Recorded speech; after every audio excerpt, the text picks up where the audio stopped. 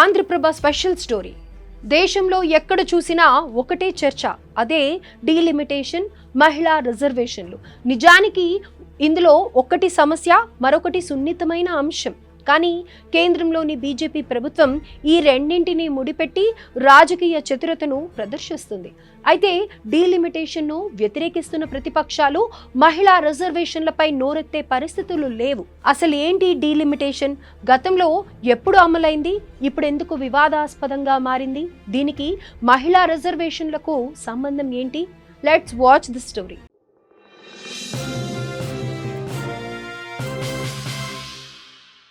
దేశవ్యాప్తంగా నియోజకవర్గాల పునర్విభజనకు శ్రీకారం చుట్టబోతోంది కేంద్రంలోని బీజేపీ ప్రభుత్వం.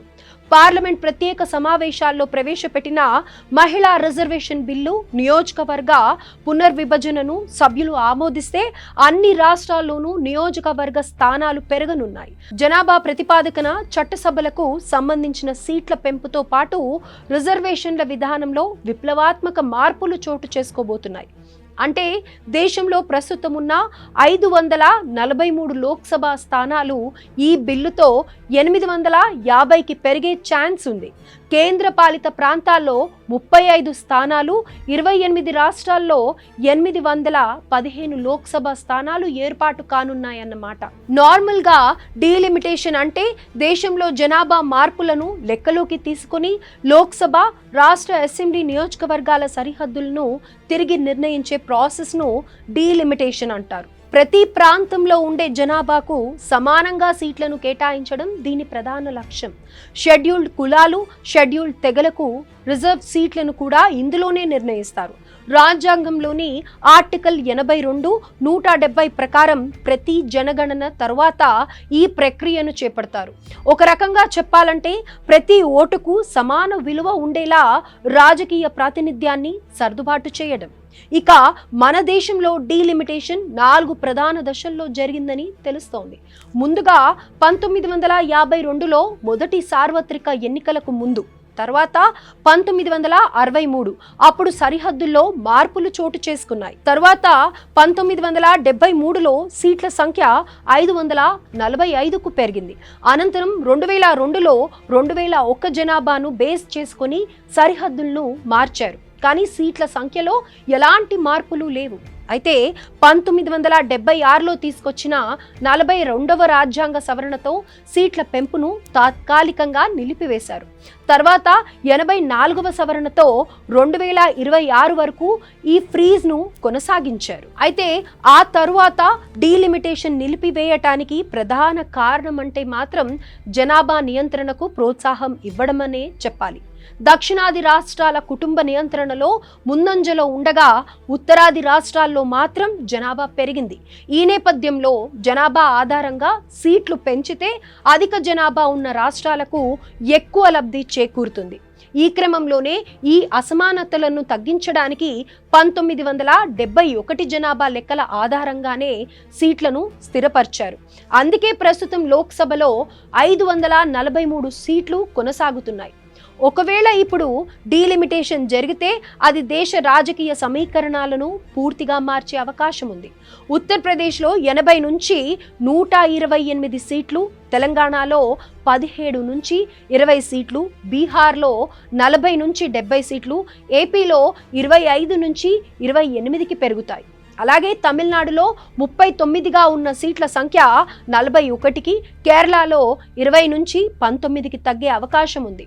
అంటే ప్రతిపక్షాలు భయపడుతున్నట్లుగా జనాభా ఎక్కువగా ఉన్న రాష్ట్రాలకు భారీగా సీట్లు పెరుగుతాయి. జనాభా నియంత్రించిన రాష్ట్రాలకు తక్కువ లాభం ఉంటుంది, లేదా నష్టపోయే అవకాశాలు కూడా ఉంటాయి. ఈ క్రమంలోనే డీలిమిటేషన్ పై దక్షిణాది రాష్ట్రాలకు భయం పట్టుకుంది. కానీ కేంద్రం ఆ స్టేట్స్ కు కాస్త రిలీఫ్ ఇచ్చింది. ఎందుకంటే ఈ నియోజకవర్గాలను జనాభా ప్రతిపాదికన పెంచడం లేదు. ఈ విషయాన్ని తేల్చి చెప్పింది. ముందు నుంచి చర్చ జరుగుతున్నట్లుగా ప్రోరేటా ప్రకారమే డీలిమిటేషన్ కు వెళ్తున్నట్లు చెప్పింది. అంటే 50% ఫార్ములా అప్లై చేయడమే ఈ ప్రోరేటా ప్రాసెస్. అన్ని రాష్ట్రాలకు ఇప్పుడున్న ఎంపీ స్థానాలను 50% పెంచుతుందన్నమాట. ఇదే సమయంలో సీట్ల విషయంలోనూ క్లారిటీ ఇచ్చింది. ప్రజెంట్ లోక్సభలో దక్షిణాది రాష్ట్రాల వాటా 24%గా ఉంది. ఇది సీట్ల పెంపు తర్వాత కూడా ఇలానే కొనసాగుతుంది. డీలిమిటేషన్ యాక్ట్ 2026 బిల్లులో ఈ విషయాన్ని చాలా క్లారిటీగా పేర్కొన్నట్లు తెలిపింది కేంద్రం. అయితే ప్రతిపక్ష ఇండియా కూటమి మాత్రం ప్రోరెటా పద్ధతికి ఒప్పుకునే ప్రసక్తే లేదని చెబుతోంది. మరి ముఖ్యంగా కాంగ్రెస్ అగ్రనేత రాహుల్ గాంధీ దీనిపై కాస్త గట్టిగానే ఫైర్ అవుతున్నారు. డీలిమిటేషన్ తో కేంద్రం గెరీ మోడరింగ్ కు పాల్పడాలని భావిస్తోంది అన్నారు. అంటే నియోజకవర్గాల బార్డర్స్ ను బీజేపీ తనకు అనుకూలంగా మార్చుకుని ఎక్కువ సీట్లు వచ్చేలా చేసుకుంటుందనేది ఆరోపణ. అందుకే దక్షిణాది రాష్ట్రాలు దీనికి ససేమిరా అంటున్నాయి. ఈ 50% ఫార్ములాతో మధ్యప్రదేశ్, బీహార్, యూపీ, రాజస్థాన్ వంటి రాష్ట్రాలు మరింత పెద్ద రాష్ట్రాలుగా మారినప్పటికీ తెలంగాణ, కేరళ వంటి రాష్ట్రాలు చిన్నవిగా మారే ఛాన్స్ ఉందని విపక్ష పార్టీలు చెబుతున్న మాట. అంతేకాదు ఇప్పటి వరకు లోక్సభలో దక్షిణాది రాష్ట్రాల వాటా 24% ఉండగా కేంద్రం చెప్పే ప్రోరెటా పద్ధతితో ఆ వాటా ఇంకా తగ్గుతుందనే విషయాన్ని హైలైట్ చేస్తున్నాయి. ఇదిలా ఉంచితే ఈ డీలిమిటేషన్ కు ముడిపెట్టి తెచ్చిన మరో బిల్ మహిళా రిజర్వేషన్ బిల్. దీనివల్ల మహిళల అడుగులు చట్టసభల్లో గట్టిగానే పడబోతున్నాయని చెప్పాలి. ఎన్నో ఏళ్ల తర్వాత అతివలకు కూడా చట్టసభల్లో 33% రిజర్వేషన్లు దక్కబోతున్నాయి. నిజానికి ఈ బిల్లును వ్యతిరేకించే నేతలే కాదు, పార్టీలు కూడా లేవు. అధికారంతో పాటు విపక్ష పార్టీలు సైతం ఈ బిల్లు ఆమోదానికి గ్రీన్ సిగ్నల్ ఇచ్చేశాయి. అంటే అధికార ప్రతిపక్షాలది ఒకటే మాట. సో ఇది యునానిమస్. నిజానికి మహిళా రిజర్వేషన్ కేవలం ఒక బిల్లు మాత్రమే కాదు, మన దేశ ప్రజాస్వామ్య ముఖ చిత్రాన్ని మార్చేసే ఒక రెవల్యూషన్. అంతెందుకు, ఈ బిల్లుకు వస్తున్న సపోర్ట్ కూడా ఒక విప్లవమనే చెప్పుకోవాలి. మొత్తంగా 33% రిజర్వేషన్లు అమల్లోకి రాబోతున్నాయి. కానీ ఆ నంబర్ ఎంతనేది మాత్రం ప్రస్తుతానికి ప్రశ్నార్థకం. అయితే డీలిమిటేషన్ పైనే రానున్న రోజుల్లో ఎంతమంది మహిళలు చట్టసభల్లోకి అడుగు పెడతారనే విషయంపై క్లారిటీ వస్తుంది. కేంద్రం భావిస్తున్నట్లు లోక్సభ స్థానాలు 850కి పెరిగితే 2029లో 280 మంది మహిళలు లోక్సభలో అడుగు పెడతారు. అలా కాకుండా ఇప్పుడున్న 543 స్థానాలే ఉంటే మాత్రం 179 మంది మహిళలు మాత్రమే సభల్లోకి అడుగు పెడతారు. అయితే ఈ డీలిమిటేషన్ మహిళా రిజర్వేషన్లను ఒకదానితో మరొక దాన్ని ముడిపెట్టడం చూస్తుంటే మనకు బీజేపీ రాజకీయ వ్యూహం కనిపిస్తోంది. మహిళా రిజర్వేషన్ అనే భావోద్వేగ అంశాన్ని డీలిమిటేషన్ అనే రాజకీయ అవసరాన్ని కలపడం కమలనాథుల రాజకీయ చతురతకు నిదర్శనం. మహిళా రిజర్వేషన్ బిల్లును ఒక రక్షణ కవచంలా వాడుకుంటూ దాని వెనక నియోజకవర్గాల పునర్విభజనను తెరపైకి తీసుకువచ్చింది.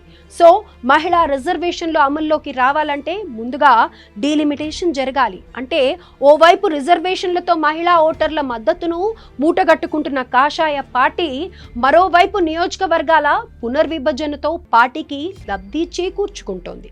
ఒక్క మాటలో చెప్పాలంటే ఒక్క దెబ్బకు 2 పిట్టల్లా. మొత్తంగా మహిళా రిజర్వేషన్లకు మద్దతు ఇస్తున్న విపక్ష పార్టీలు డీలిమిటేషన్ నిబంధనను మాత్రం తీవ్రంగా వ్యతిరేకిస్తున్నాయి. ఇది పూర్తిగా రాజకీయ ప్రేరేపితమని, దీని వెనుక ఉన్న ఉద్దేశాలు వేరని ఆరోపిస్తున్నాయి. ఈ క్రమంలోనే బీజేపీ సర్కార్ ఇలా మహిళా రిజర్వేషన్ బిల్లును నియోజకవర్గాల పునర్విభజనతో ముడిపెట్టడం ఏంటని మండిపడుతున్నాయి.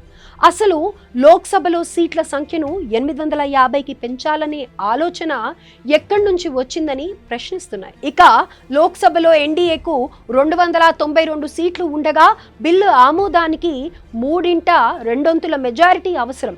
ఈ క్రమంలోనే దీనిపై చర్చ కీలకంగా మారింది.